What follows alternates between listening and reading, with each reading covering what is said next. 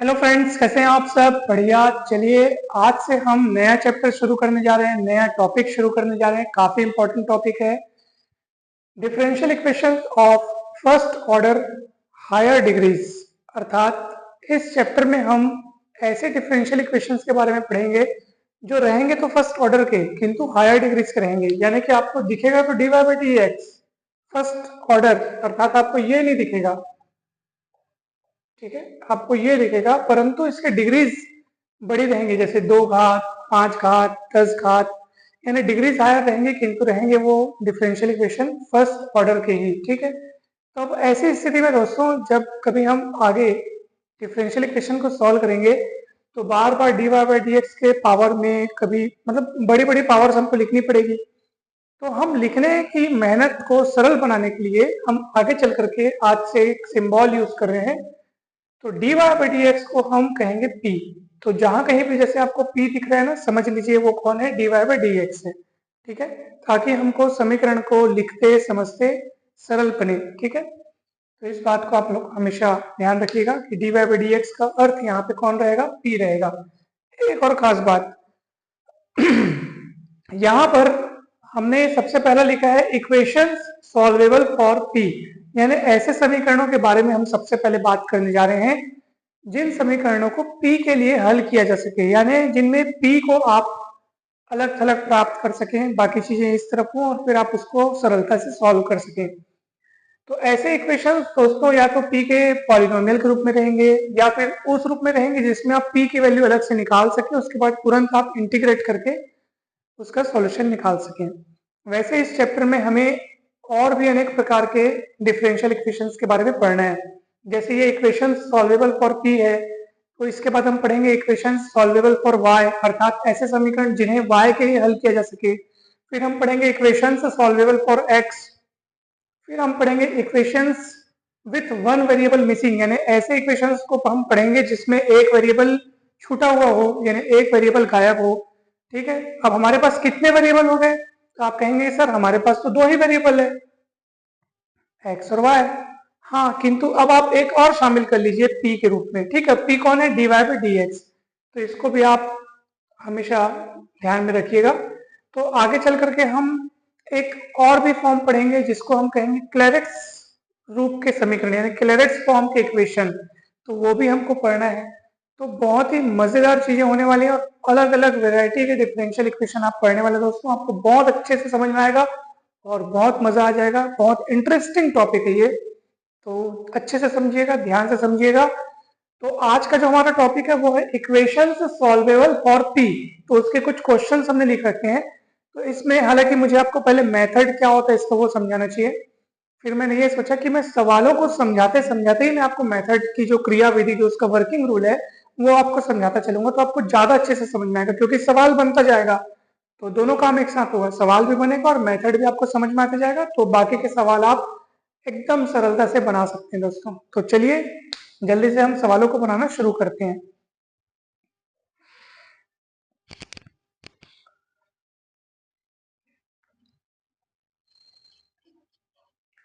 तो मैं आपको फिर से एक बार बताना चाहता हूं कि सॉल्वेबल यानी इक्वेशंस है ना, इक्वेशंस सॉल्वेबल फॉर पी, यानी ऐसे समीकरणों के बारे में अभी हम बात कर रहे हैं जिन्हें हम पी के लिए सॉल्व कर सकते हैं, अर्थात उसमें आप पी की वैल्यू आसानी से निकाल सकते हो। सॉल्वेबल फॉर पी मतलब आप पी की वैल्यू निकाल सकते हो। और पी कौन है? फिर से मैं आपको बता रहा हूँ, पी कौन है? D Y by D x है। तो इसको आप हमेशा याद रखिएगा, इस पूरे चैप्टर में आपको पी का अर्थ D Y by D X समझना है। ठीक है, अब देखिए पहला अपन सॉल्यूशन बना रहे हैं, बहुत इजी है, बहुत सिंपल बनेगा। दोस्तों एक बार मैं फिर बता रहा हूँ कि इसके पहले के सारे टॉपिक्स के वीडियोस अगर आपने नहीं देखे हैं तो जरूर जाइए, इस वीडियो के डिस्क्रिप्शन बॉक्स में आपको उन सभी वीडियोस के लिंक मिल जाएंगे और वो आपके लिए काफी हेल्पफुल रहेंगे दोस्तों। तो दिया हुआ डिफरेंशियल इक्वेशन है P square minus 7p plus 12। बहुत आसानी से आप इसको फैक्टराइज कीजिए। 7 लिखा है यहाँ पे, इधर 12 लिखा है, तो जोड़ घटाने पर -7 आए, परंतु गुणा करने पर 12 है, तो ये है 4p माइनस 3p। 4p 12 होता है और 4 3 7 होता है। तो ये गुणनखंड करना तो आप बचपने में पढ़े हैं, इधर से p कॉमन निकलेगा p-4, इधर -3 कॉमन निकलेगा p-4, फिर p-4, p-4 फिर कॉमन निकलेगा, ठीक है। तो यहाँ पे बचेगा p-3, अलग अलग 0 के बराबर रखो, p-4 बराबर 0, p-3 बराबर 0। p कौन है आप सभी जानते हैं, dy/dx है ना भाई। तो यहाँ पे 4 इधर पलट जाएगा, तो ये dy/dx बराबर 4, वैसे dy/dx बराबर 3। चलिए, तो dy बराबर 4dx और dy बराबर 3dx इंटीग्रेट कीजिए, इंटीग्रेटिंग तो क्या मिलेगा, y is equals to 4x plus C, ठीक है, और इधर मिलेगा y is equals to 3x plus C. देखो दोस्तों, जब हम इस इक्वेशन सॉल्वेबल फॉर p का पूरा मेथड प्रोसेस जब हम पढ़ते हैं प्रॉपर, अभी तो हमने डायरेक्ट सवालों को बनाना शुरू किया है, किंतु जब हम इसका मेथड का जो प्रोसेस है कि इक्वेशंस हमको किस रूप में दिखेंगे, सॉल्व किस तरह से किया जाएगा, तो उसमें क्या होता है कि जब हमें बहुत सारे ऐसे, अब देखो ना हमारे पास बहुत सारी चीजें मिल गई, यहाँ पे भी हम इंटीग्रेट करके एक सॉल्यूशन निकालेंगे, फिर यहाँ से इंटीग्रेट करके दूसरा सॉल्यूशन निकालेंगे। तो आपके मन में प्रश्न उठ रहा होगा कि सर हमने कांस्टेंट को अलग अलग क्यों नहीं लिया। तो दोस्तों यहाँ पे आप कांस्टेंट को अलग अलग लीजिए, कोई दिक्कत नहीं, यहाँ पे कांस्टेंट को C1 ले लो, C2 ले लो, कोई प्रॉब्लम नहीं है। परंतु आगे चल करके हम लोग सारे कांस्टेंट की वैल्यू को, यानी कि C1, C2, C3 ये सब हमको अगर कांस्टेंट मिल रहे हैं तो उन सबको एक जैसा कांस्टेंट यानी कि कांस्टेंट C करके हम लोग लिख देते हैं, और ऐसा करने से कहीं पर भी कुछ भी गलत नहीं है, ठीक है। तो ये सब कहाँ समझाया गया, ये सब उस मेथड में समझाया गया है। तो इसलिए आप लोग सदा ध्यान रखें कि आप लोग कांस्टेंट को C ही लिख कर चलें, ठीक है। ये देखो, तो अब करना क्या है सर, अब हमको सबको इधर पलटा लीजिए, तो क्या हो जाएगा y-4x-c, ठीक है, ये सब इधर पलट गया बराबर 0, और वैसे ही उधर क्या हो जाएगा, है ना भाई, y-3x-c बराबर 0, और दोनों को आप कंबाइन करके यानी गुणा करके आप उसको लिख लो, आपका सॉल्यूशन तैयार हो गया दोस्तों। यही रिक्वायर्ड सॉल्यूशन है। बताइए यहाँ पे कहाँ कठिनाई है, आप खुद देखिए कितना सिंपल तरीके से बना है, ठीक है। तो आपके मन में दुविधा बिल्कुल नहीं आएगी सर कांस्टेंट क्यों अपन ने अलग अलग नहीं लिए। कांस्टेंट अलग अलग लेकर के अगर हम उसको बाद में एक जैसा कांस्टेंट यानी कि सभी को एक जैसा नाम, यानी कि C1, C2, C3 को हटाकर हम सभी कांस्टेंट को C के रूप में लिखें, तो ऐसा करने से हल की व्यापकता में कोई आंच नहीं आती, यानी कि सॉल्यूशंस की जो जनरलाइजेशन है उसमें कोई गड़बड़ी या कोई उल्लंघन नहीं होता है, यानी कि वो ठीक है, ठीक है। तो इस तरीके से हमने इसको लिखा है दोस्तों, बहुत ही सिंपल है। वैसे ही आपसे दूसरा, चलिए दूसरा भी बनाते हैं।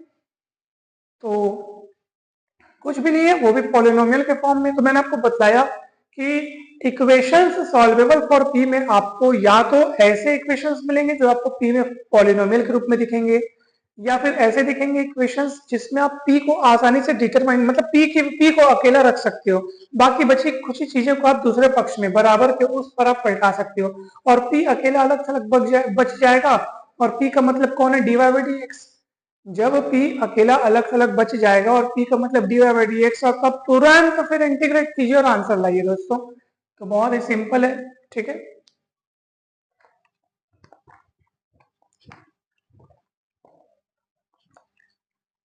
चलिए अब हम समझते हैं दूसरा सवाल।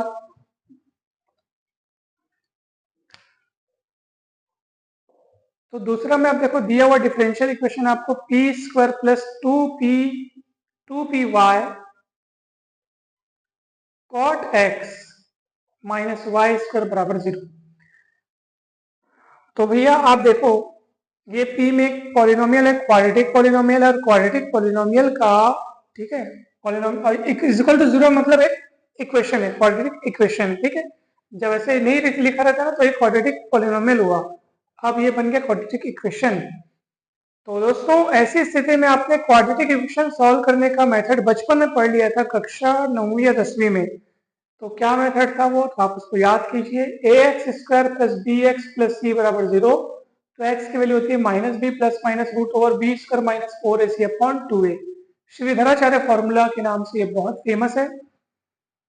तो चलिए सॉल्व करते हैं। तो यहाँ पे आप देखो a की जगह 1 दिख रहा है, देखो यहाँ पे ना वेरिएबल x है, यहाँ पे वेरिएबल p है। तो आप खुद देखिए, a की जगह तुलना कीजिए, आपको दिख रहा है 1, बी की जगह दिख रहा है 2y cot x, सी की जगह दिख रहा है -y²। चलिए देर किस बात की, तो जैसे यहाँ पे सॉल्यूशन में लिखते हैं x इक्वल, तो यहाँ हम लिखेंगे p इक्वल। तो आप देखो p को अकेला प्राप्त कर पा रहे हो ना आप, अब बाकी चीजें जो होंगी वो इस तरफ लिखी जाएंगी। इसलिए हम बोल रहे हैं इक्वेशन सॉल्वेबल फॉर p, यानी जिसमें p को आप अकेला अलग थलग प्राप्त कर पाओ। ठीक है, तो -b मतलब -2y cot x plus -b²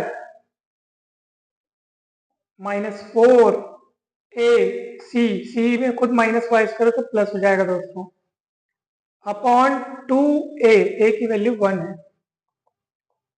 -2y cot x plus minus, देखिए कॉमन क्या निकल रहा है, 4y² कॉमन निकलेगा, परंतु रूट के बाहर जब निकलेगा तो वर्गमूल होके वो 2y हो जाएगा, और अंदर बचेगा cot² x प्लस 1 जो कि होता है cosec² x, और उसका भी वर्गमूल आप निकालोगे तो cosec² x का वर्गमूल cosec x हो जाएगा, और अपॉन 2 कॉमन निकल के इस 2 से कट जाएगा दोस्तों, क्या बचेगा आप देखेंगे, और y को तो मैं कॉमन निकाल ही लेता हूं, तो चलिए y कॉमन निकल गया, अंदर बचेगा आपके पास यहाँ -cot x प्लस माइनस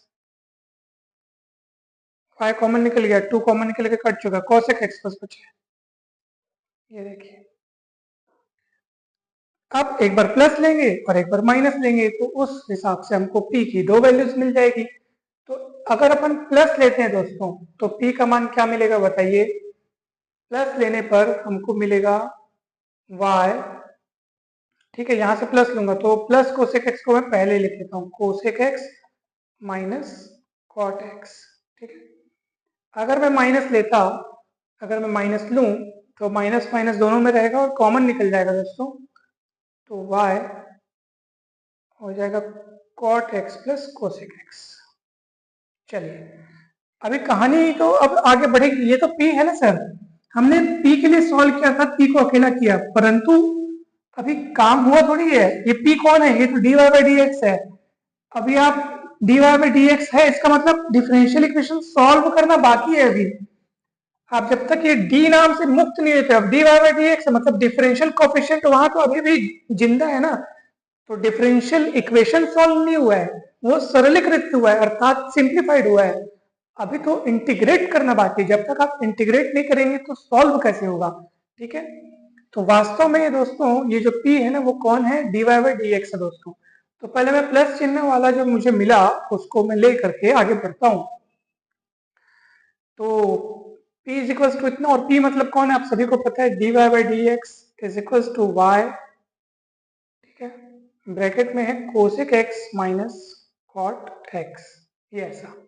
अब इंटीग्रेट करिए, परंतु उसके लिए आप सेपरेशन ऑफ वेरिएबल करिए, y को y के साथ ला दीजिए, dy बाई वाई, ठीक है, dy बाई वाई हो गया cosec x minus cot x, इधर dx, ठीक, कहीं कोई दिक्कत, अब इंटीग्रेट कर दो, इंटीग्रेट इंटीग्रेट इंटीग्रेट करते हैं तो हमको कांस्टेंट लेना पड़ता है दोस्तों, मुझे यहाँ पता है 1/y का integration log x, sorry 1/y का इंटीग्रेशन log y, फिर सब लॉग लॉग में आने वाला है, तो मैं चुपचाप इंटीग्रेशन कांस्टेंट को भी log c ले लेता हूँ, कोई दिक्कत नहीं है। चलिए 1/y का क्या हो जाएगा दोस्तों, log y, कोसेक एक्स का इंटीग्रेशन का यहाँ पे फॉर्मूला पता होना चाहिए दोस्तों आपको इंटीग्रेशन के फॉर्मूले, तो इसका होता है log 10x/2, ठीक है, फिर cot x का होता है log sin x, ये सब पता होना चाहिए दोस्तों, और प्लस ये log c, ये ऐसा। अब आगे बढ़ते हैं, log y बराबर, दोस्तों गौर कीजिए log m minus log n क्या होता है दोस्तों, log m बाई n, सीधी सी बात है, ऐसे हो जाएगा, सॉरी साइन एक्स है ना प्लस log c, ठीक, कहीं कोई डाउट हो तो जरूर पूछिए। अब क्या किया जाए सर, सर सूत्र लगाया जाए, log y log 10x/2 मतलब sin x/2 बटे cos x/2, और नीचे में साइन एक्स है जिसका मतलब होता है 2 sine x by 2 cos x by 2। तो sine x by 2 sine x by 2 कटेगा और 2 cos x by 2 cos x by 2 मिलकर के कॉस स्क्वायर एक्स बाई 2 हो जाएगा दोस्तों। तो चलिए उसका भी अपन निपटारा करते हैं। अब हम बढ़ते हैं आगे। तो दोस्तों मुझे इसे मिटाना पड़ेगा।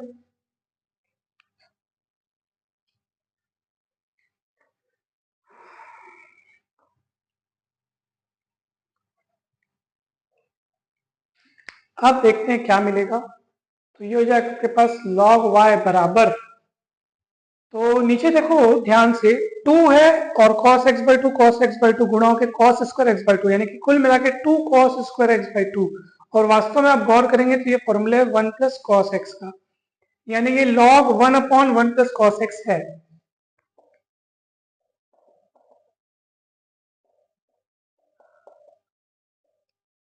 ठीक, बस अब आपका आंसर आ चुका है। देखिए कैसे, अब ये log y हो गया, ठीक है, यहाँ पे log m plus log n, log m by n यानी कि c upon 1 plus cos x. log log हटा दीजिए तो y बराबर c upon 1 plus cos x, सीधे गुणा करो तो y into 1 plus cos x बराबर c।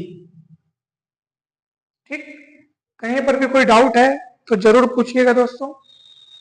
पहले मैंने log c को वैसी का वैसी लिखते रहा मैं, क्योंकि मेरे को पता था इन दोनों का कुछ ना कुछ निपटारा हो करके कुछ ना कुछ सरल रूप में बदलेगा। फिर मैंने यहाँ पे इन दोनों का फॉर्मूला लगा दिया। अच्छा एक बात बताओ दोस्तों, मैंने तो यहां से अब इसको तो पूरा मिटा दिया, मैं प्लस लेकर चला था तो मुझे कुछ ये वाला मिला। अभी माइनस लेकर चलना हमें बचा था दोस्तों।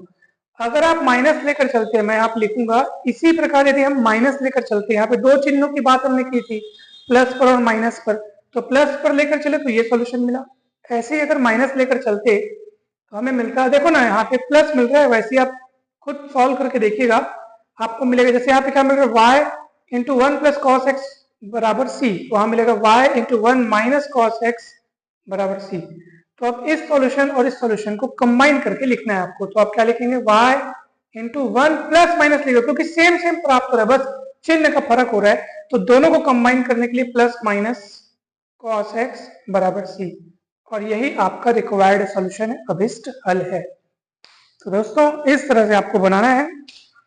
देखिए कितना सरल तरीके से बना है, कितना सिंपल तरीके से बना है दोस्तों। और ऐसे ही आपको बाकी सारे समीकरण, मतलब बाकी सारे दिए हुए आपको डिफरेंशियल इक्वेशंस को सॉल्व करना है। अब बोलेंगे सर तीसरा तो बड़ा कठिन लग रहा है सर, मैं कहूंगा बिल्कुल कठिन नहीं है। आप देखिए तो सही, dy बाई डी एक्स मतलब p, आप उसको p के रूप में देखो, उसकी जगह p लिख दो, फिर देखो वो कितना सरल बन जाता है। चलिए तो देखते हैं इसको। तो तीसरा सवाल भी देखो आप, मैं आपको केवल उसको सरल रूप में बदल करके दूंगा, सॉल्व आपको करना है क्योंकि बहुत इजी है।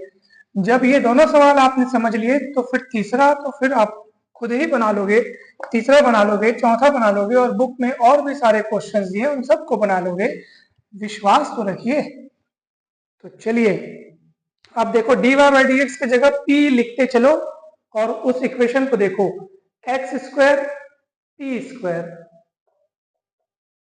Plus 3xy, dy by D x की जगह पे लिखेंगे p प्लस 2y स्क्वायर। देखिए सरल दिख रहा है। अब आप बोलोगे सर अब इसको फैक्टराइज करना है, मैं कहूंगा क्यों नहीं कर सकते फैक्टराइज, जरूर कर सकते हो आप इसको फैक्टराइज।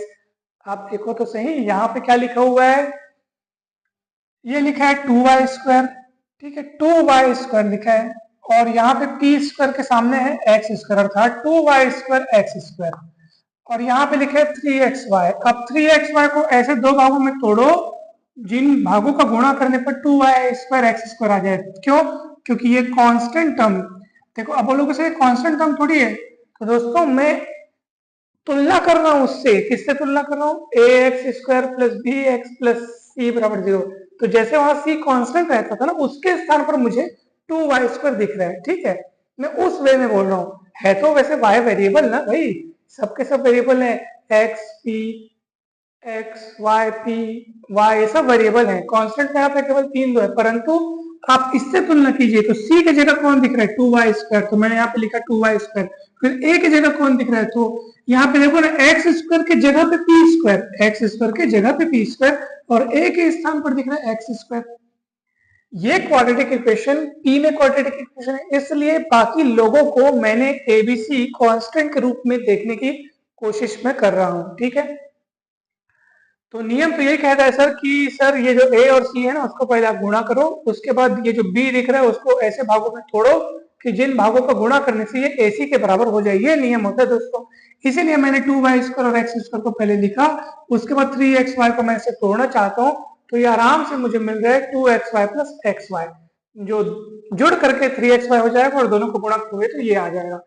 दोस्तों ये सब तरीके आप लोग कक्षा 10वीं में या 9वीं में आपने पढ़ा हुआ है इसको। तो 2xyp प्लस xyp मैंने इसको तोड़ लिया, 3xyp को मैंने 2xyp और xyp में तोड़ा और 2y² बराबर 0 हुआ। चलिए अब बढ़ते हैं अपन आगे। अब देखो तो जरा यहाँ से कॉमन क्या निकल रहा है, तो xp कॉमन, सीधी सी बात है, फिर बचेगा कौन, px या xp बचेगा और 2y बचेगा। यहाँ से देखो कौन कॉमन, यहाँ से आपको y कॉमन निकल जाएगा और px प्लस 2y बचेगा। फिर px प्लस 2y यहाँ पे भी है, यहाँ पे भी है, तो px प्लस 2y कॉमन निकल जाएगा दोस्तों और अंदर बचेगा px प्लस y। बताइए कितना सरल है दोस्तों। फिर आप इसको अलग अलग 0 के बराबर रखो, px प्लस 2y को 0 के बराबर रखो और px प्लस y को 0 के बराबर रखो। यहां से आप गौर कीजिए, अब आपका काम फिर से आ गया है, p कौन है सर, तो dy, अब dy बाई डी एक्स उसको लौटा दो। अब देखो ना, अगर हम, अब आपके मन में अगर प्रश्न उठ भी रहा होगा sir dy by D x को p नाम से लिखने का जरूरत क्या है। अगर मैं dy बाई डी एक्स को p, केवल हमारी अपनी सरलता सुविधा के लिए ये काम किया गया, अगर मैं ऐसा ना करता तो सोचो तो जरा, जहां जहां p वहां मेरे को बार बार dy बाई डी एक्स लिखना पड़ता, ये कितना कठिन टाइप का दिखता, जबकि है कितना सरल, इसलिए ऐसा किया गया। ठीक है, तो अब जब ये सरल रूप में बदल चुका है तब आप जरूर p को dy बाई डी एक्स के रूप में वापस लौटा दो। जो p है उसकी जो असलियत, यानी उसका जो असली वैल्यू है उसको आप लिख दो यहाँ पे। तो दोस्तों यहाँ पर px बराबर हो जाएगा -2y, p मतलब होता है dy बाई डी एक्स बराबर -2y। ये x को मैं नीचे ला लेता हूँ और इधर से y को इधर ला लेता हूँ, ये ऐसा। सेपरेशन ऑफ वेरिएबल्स हमने कर दिया, अब आप इसको इंटीग्रेट कीजिए दोस्तों, क्या मिलेगा बताइए। ठीक है, अच्छा इसका भी काम हमको करना है, तो चलो इसका भी काम करते चलो। तो ये हो जाएगा आपके पास dy बाई डी एक्स बराबर -y बाई एक्स, तो dy बाई y बराबर -dx बाई एक्स। ठीक है, अब आप अगर इसको इंटीग्रेट करोगे तो क्या मिलेगा दोस्तों, तो ये मिलेगा आपको log y -2 log x plus log c मान लो।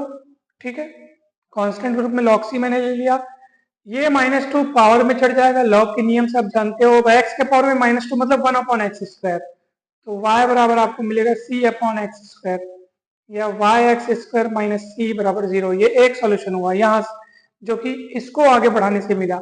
और इससे क्या मिलता, अगर अपन इसको इंटीग्रेट करते दोस्तों, ठीक है, मैं यहाँ पे ये बंद कर देता हूँ ताकि आपको कोई डाउट ना हो, तो ये मिलेगा log y -log x plus log c, तो ये माइनस जो है ऊपर पावर में जाता -1, तो 1/x हो जाता, तो y = c/x। ठीक, या यूं कहिए कि ये हो जाता yx - c बराबर 0। अब कंबाइन करके लिख दो, yx² - c into yx - c बराबर 0। This is required solution of the given differential equation. इसका सॉल्यूशन बन गया। कहाँ कठिन है बताइए दोस्तों। ठीक, अब कहीं कठिन है तो आप खुद देखिए, बहुत ही सरल है दोस्तों। आप मतलब आपसे सारे सवाल ऐसे ही बनेंगे, बहुत सिंपल तरीके से बनेंगे। ठीक, तो ये चौथा सवाल आपको होमवर्क के रूप में हम प्रदान करते हैं, होमवर्क। साथ ही इसके साथ साथ आप बाकी सवाल भी बना करके देखेंगे। आज हमने पढ़ा इक्वेशंस सॉल्वेबल फॉर पी, अर्थात जिनको पी के लिए सॉल्व कर सके, जिनमें पी को अलग थलग अकेला रख करके बाकी चीजों को इस तरफ रख करके फिर आसानी से आप उसको इंटीग्रेट कर सकते हैं। हो सकता है आपको कुछ ऐसे सवाल भी मिले, इक्वेशन सॉल्वेबल फॉर पी में ही आपको कुछ ऐसे सवाल मिले जिनमें आप जब पी को अकेला अलग थलग रखें तो बराबर के इस पार आपको कुछ ऐसी चीजें नजर आए जो होमोजीनियस इक्वेशंस के रूप में हो, तो आपको होमोजीनियस वाली प्रॉपर्टी यानी होमोजीनियस वाला नियम क्या है, y इक्वल वी एक्स मान करके अपन बनाते थे, तो उस वे में आपको बनाना है। मतलब समझ में आपको पूरा आ जाएगा, एकदम गारंटी के साथ समझ में आ जाएगा। और कहीं भी डाउट होगा दोस्तों तो आप जरूर पूछिएगा। तो नेक्स्ट वीडियो में हम इक्वेशन सॉल्वेबल फॉर y पढ़ेंगे, फिर उसके अगले वीडियो में इक्वेशन सॉल्वेबल फॉर x पढ़ेंगे। तो दोस्तों अगर वीडियो अच्छा लगा हो, सवाल समझ में आया तो वीडियो को जरूर लाइक करें, चैनल को सब्सक्राइब कर वीडियो को शेयर जरूर करें। और दोस्तों मैथ्स की संपूर्ण तैयारी, ठीक है, बीएससी मैथ्स की संपूर्ण तैयारी के लिए ये चैनल आपको बहुत हेल्प करेगा। आप जरूर जरूर चैनल से जुड़े रहिए, इसके पहले के टॉपिक्स के वीडियोस जरूर देखिए। ये चैनल आपको बीएससी के साथ भी और बीएससी के बाद भी अनेक कॉम्पिटिटिव एग्जाम्स की तैयारी के लिए काफी हेल्प करेगा। तो आप सभी का बहुत बहुत धन्यवाद। अगर आप हमारे बीएससी के व्हाट्सएप ग्रुप से जुड़ना चाहते हैं तो डिस्क्रिप्शन बॉक्स में हमारा व्हाट्सएप नंबर दिया होगा, वहां से कॉन्टेक्ट करके आप ग्रुप में जुड़ सकते हैं। थैंक यू सो मच दोस्तों।